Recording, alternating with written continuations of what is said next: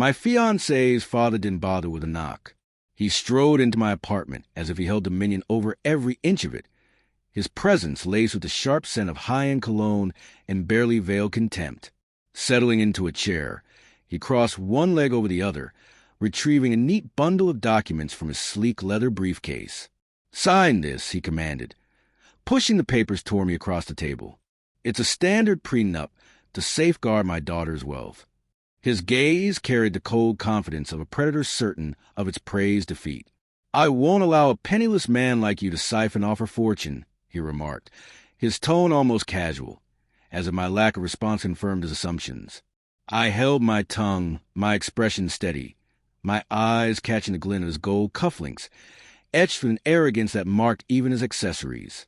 If only he knew the truth. I had amassed $29 million through my own efforts, unlike him. But wealth wasn't the issue here. The real game was what he thought he could pull off and how I planned to unravel him. 3 years earlier, I met Anna, a woman who seemed to stand apart from the gilded world she was born into, or so I thought. She was gentle where her family was brash, compassionate where they were callous. Our first trip together, to Florence, lingered in my memory. No security detail, no interruptions from her father, just the two of us wandering cobblestone streets under the stars. She spoke of wanting a life she could call her own, free from her father's wealth and control. I believed her then. I overlooked the subtle signs, the hushed phone calls she took in another room, her silence when her father paid certain expenses, the fleeting comment, "Dad's not entirely sold on you." Love as a way of dulling even the keenest instincts. But 2 weeks ago, clarity hit me like a blade. While Anna was in the shower, her phone glowed with a notification. I wasn't the type to snoop until I was. The message read, "Dad, just get him to sign. Whatever it takes. Once it's done, we're in the clear." The word, sliced through me. I scrolled further, uncovering weeks of texts treating me like a pawn in their scheme, plotting to ensure I'd have no claim if things fell apart. The worst came from her, "Don't worry, Dad. I'll make him think it's routine paperwork." He trusts me.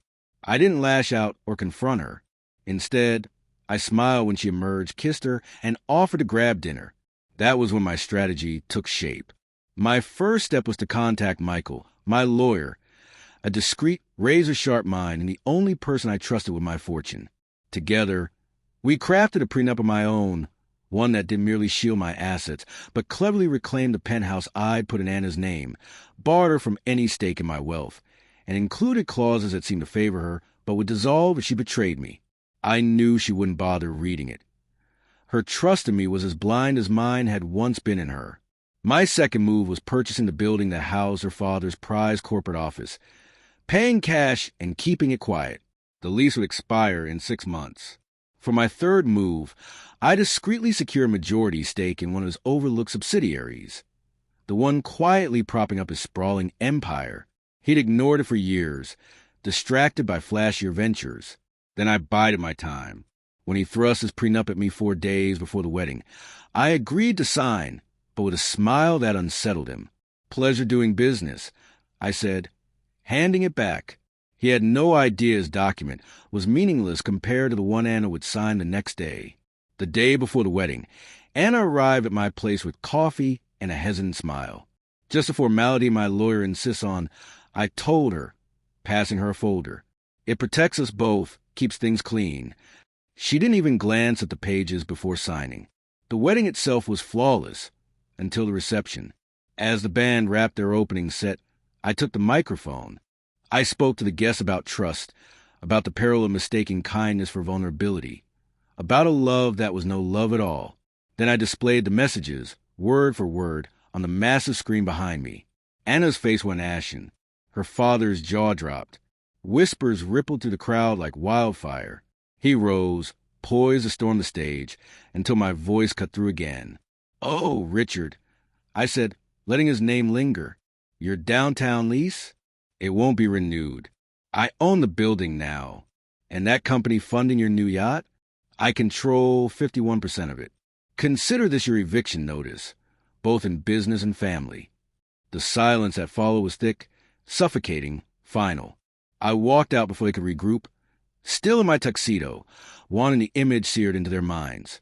Me untouched, as their world fractured. 2 months later, I sold his company for twice what I'd paid. I never spoke to Anna again. Sometimes, my thoughts drift back to Florence, to that night by the Arno River, her hand in mine. I wonder if any of it meant anything to her. Then I recall the messages and the look on her father's face when he realized the poor man he'd tried to crush had dismantled him without ever raising his voice.